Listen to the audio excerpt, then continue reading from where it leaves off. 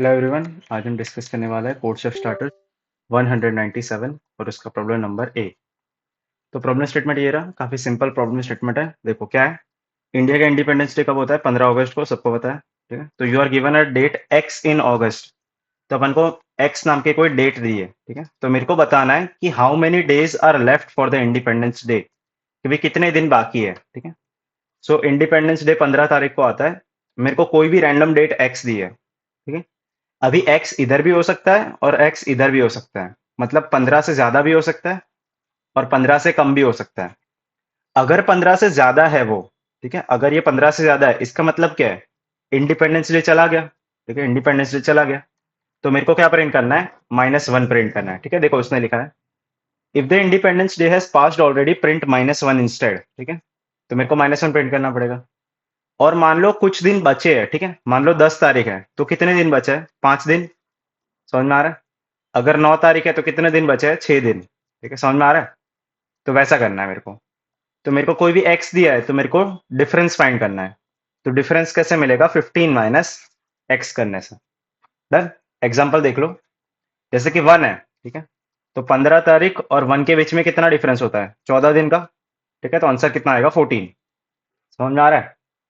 फिर 15 तारीख पोते है। ठीक है, मतलब वो खुद 15 तारीख ही है। ठीक है, मतलब मेरा जो एक्स है ना वो इधर ही है 15 को। ठीक है, तो कितने दिन लगेंगे? 0। 15 - 15 कितना होता है? 0। 15 - 1 कितना होता है? 14। ठीक है, फिर 17 है। अभी 17 जो है वो 15 से ज्यादा है ना, तो क्या प्रिंट करेंगे? -1। तो मेरे को क्या पता चला कि अगर x जो है, अप्रोच कैसे फाइंड करेंगे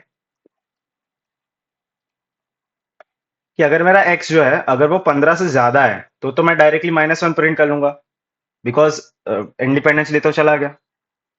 वरना मैं किसको प्रिंट करूंगा? 15 - x को। सिंपल।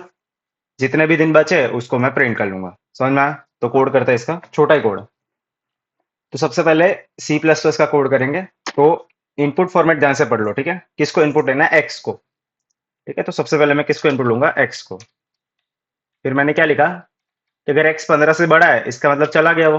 ठीक है, तो मैं किसको प्रिंट करूंगा? -1 को। वरना मैं किसको प्रिंट करूंगा? 15 - x को। बस इतना ही कोड है। ठीक है, अब इसको रन कर सकते हो। मैं डायरेक्ट सबमिट करता हूँ, चलो। ठीक है, इधर ग्रेटर देन इक्वल टू मत लिखना। ग्रेटर देन इक्वल टू नहीं लिख सकते ना करेक्ट आंसर, बिकॉज वरना गलत हो जाएगा इसके लिए, सेकंड एग्जांपल के लिए। इसलिए सिर्फ ग्रेटर देन लिखना है इधर। अभी जावा का कोड करेंगे।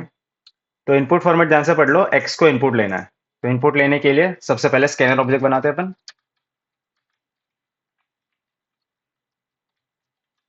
ठीक, किसको इनपुट लेना है? एक्स को। ठीक है, अभी देखो कंडीशन क्या है मेरी, कि अगर मेरा जो एक्स है अगर वो 15 से बड़ा है, ठीक है, तो चला गया इंडिपेंडेंस डे। तो मैं किसको प्रिंट करूंगा? -1 को। वरना मैं किसको प्रिंट करूंगा? 15 - x को। 15 - x को। समझ में आया? तो इसको मैं डायरेक्टली सबमिट कर देता हूँ। रन कर सकते हो आप, बट छोटा कोड है। समझ में? अभी देखो ध्यान क्या रखना है कि आप इधर ग्रेटर देन इक्वल टू मत लिखना। ठीक है, ग्रेटर देन इक्वल टू लिखोगे ना तो ये वाला नहीं चलेगा, सेकंड एग्जांपल। बिकॉज इसमें 15 ही है, खुद 15 है, तो इसका आंसर 0 आना चाहिए, -1 नहीं आना चाहिए ना। इसलिए मैंने इधर सिर्फ ग्रेटर देन लिखा है। समझ में आया? तो बस छोटे छोटे चीजों का ध्यान रखना है।